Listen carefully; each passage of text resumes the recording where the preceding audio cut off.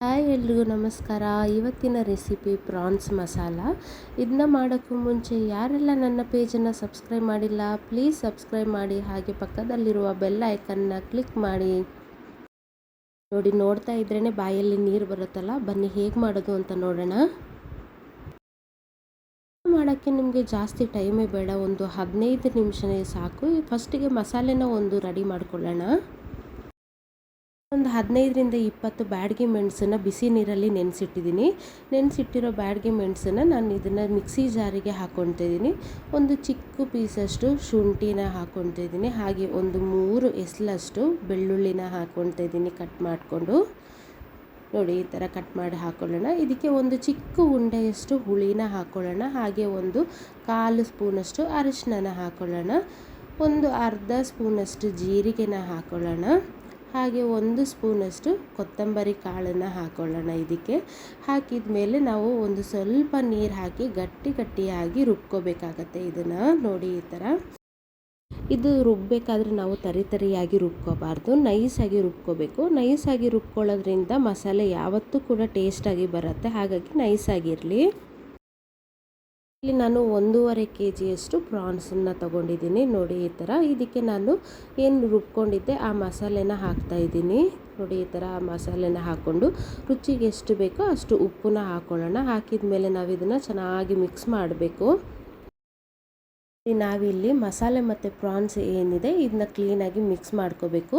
ಈ ಮಸಾಲೆ ಮತ್ತು ಪ್ರಾನ್ಸ್ ಏನಿದೆ ಎರಡೂ ಸೆಟ್ ಆಗೋ ಥರ ನಾವು ಕ್ಲೀನಾಗಿ ಒಂದು ಸತಿ ಚೆನ್ನಾಗಿ ಮಿಕ್ಸ್ ಮಾಡ್ಕೊಳ್ಳೋಣ. ನೋಡಿ, ಇದನ್ನ ಮಿಕ್ಸ್ ಮಾಡಿದ ಮೇಲೆ ನಾವು ಇದನ್ನ 15ರಿಂದ 20 ನಿಮಿಷ ಮ್ಯಾರಿನೇಟ್ ಆಗೋಕ್ಕೆ ಬಿಟ್ಬಿಡೋಣ. ಇದನ್ನ ಮ್ಯಾರಿನೇಟ್ ಆಗೋಕ್ಕೆ ಬಿಡೋದ್ರಿಂದ ಮಸಾಲೆ ತುಂಬಾ ಟೇಸ್ಟಿಯಾಗಿ ಬರುತ್ತೆ, ಹಾಗೆ ತುಂಬ ಜ್ಯೂಸಿಯಾಗಿ ಇರುತ್ತೆ.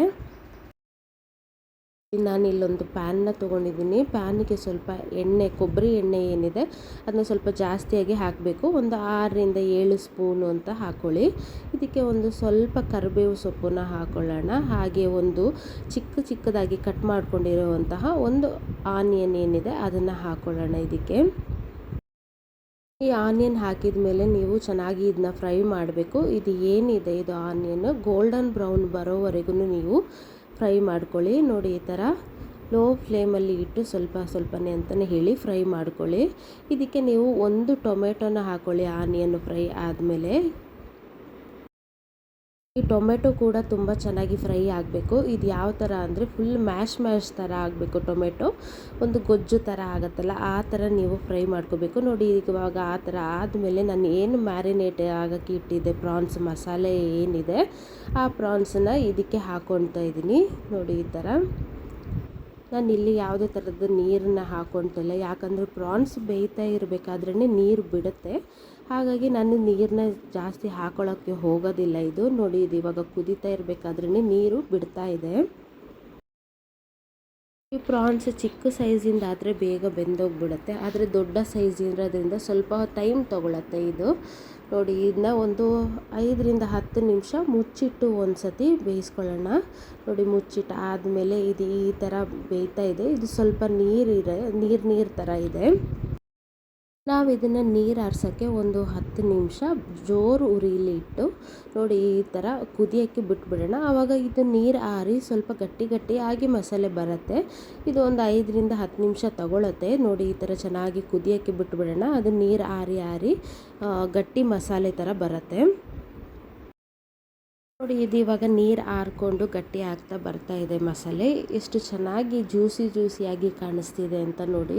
ಇದಂತೂ ತುಂಬಾ ಟೇಸ್ಟಿಯಾಗಿರುತ್ತೆ. ಇದು ಸ್ವಲ್ಪ ಗಟ್ಟಿ ಆದಮೇಲೆ ಇದಕ್ಕೆ ನಾವು ಚಿಕ್ಕದಾಗಿ ಕಟ್ ಮಾಡ್ಕೊಂಡಿರೋಂತಹ ಕೊತ್ತಂಬರಿ ಸೊಪ್ಪನ್ನು ಹಾಕ್ಕೊಳ್ಳೋಣ. ಇದು ಬಾಯಿಗೆ ಸಿಗಬಾರ್ದು, ತುಂಬ ಚಿಕ್ಕದಾಗಿ ಕಟ್ ಮಾಡ್ಕೊಳ್ಳಿ.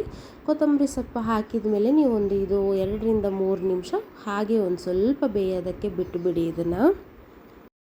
ನೋಡಿ, ಇದು ಇವಾಗ ಮಸಾಲೆ ಗಟ್ಟಿಯಾಗಿ ಜ್ಯೂಸಿ ಥರ ತುಂಬಾ ಚೆನ್ನಾಗಿ ರೆಡಿ ಆಗಿದೆ.